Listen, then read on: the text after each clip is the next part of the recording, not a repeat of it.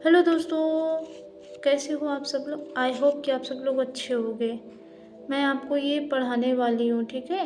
1813 का charter act, इसमें क्या क्या प्रावधान है हमारे, ये मैं आपको बताऊंगी। कितने टोटल, 1 2 3 4 5 इसके प्रावधान हैं। तो पहला प्रावधान क्या है कि जो अभी तक ईस्ट इंडिया कंपनी का एकाधिकार भारत में चल रहा था, तो उसको समाप्त कर दिया गया। चीन और चाय का व्यापार को छोड़कर अब क्या है, सभी जो जितने भी सभी ब्रिटिश व्यापारियों के लिए खोल दिया गया है। ये हमारा फर्स्ट पॉइंट है। सेकंड पॉइंट हमारा ये है कि इस कानून ने भारत में कंपनी शासित क्षेत्रों पर ब्रिटेन के राजा की प्रभुता को प्रकट व स्थापित किया।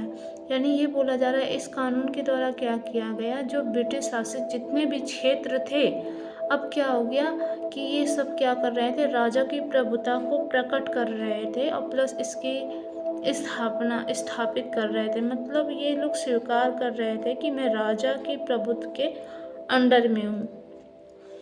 फिर तीसरा पॉइंट हमारा ये है कि इस कानून ने ईसाई मिशनरियों को भारत आकर लोगों को प्रबुद्ध करने की अनुमति प्रदान की। मतलब ये बोला जा रहा है कि इस कानून के द्वारा ये अलाउ हो गया कि ईसाई मिशनरी क्या है, इंडिया आए और लोगों को क्या करें, परिवर्तित करें, धर्म परिवर्तन यानी प्रचार करें, ये सब करें। यहाँ पर ईसाई मिशनरी आकर लोगों का धर्म परिवर्तन करे, ठीक है। ये हमारा है।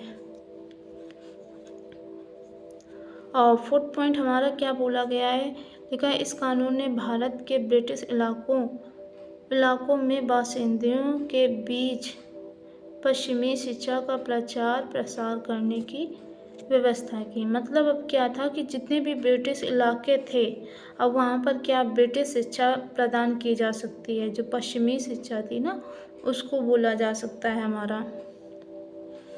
और फिफ्थ पॉइंट हमारा क्या है कि इससे क्या किया गया है, इस कानून ने भारत के स्थानीय सरकारों को व्यापारियों पर कर लगाने के लिए अधिकृत किया। कर भुगतान नहीं करने पर दंड, यानी कर व्यवस्था स्थापित कर दी गई। जितने भी स्थानीय सरकार होते थे वो कर व्यवस्था क्या करेंगे, स्थापित करेंगे। अगर जो कर नहीं देंगे उनको क्या करना पड़ेगा, उनको दंड दिया जाएगा। पहला क्या है, एकाधिकार को लेकर क्या था। दूसरा क्या था पॉइंट हमारा, राजा की प्रभुता को लेकर था। तीसरा पॉइंट हमारा क्या है, ईसाई मिशनरियों का जो भारत आकर परिवर्तन करने के लिए। और चौथा पॉइंट क्या है हमारा, पश्चिमी शिक्षा का प्रचार और प्रसार के लिए।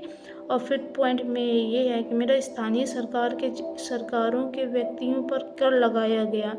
अगर वो कर नहीं देंगे तो उनको दंड दिया जाएगा। ये हमारे फिफ्थ पॉइंट हैं। ये 1813 का पॉइंट हो गया। आई होप कि आपको ये समझ में आया होगा, ठीक है।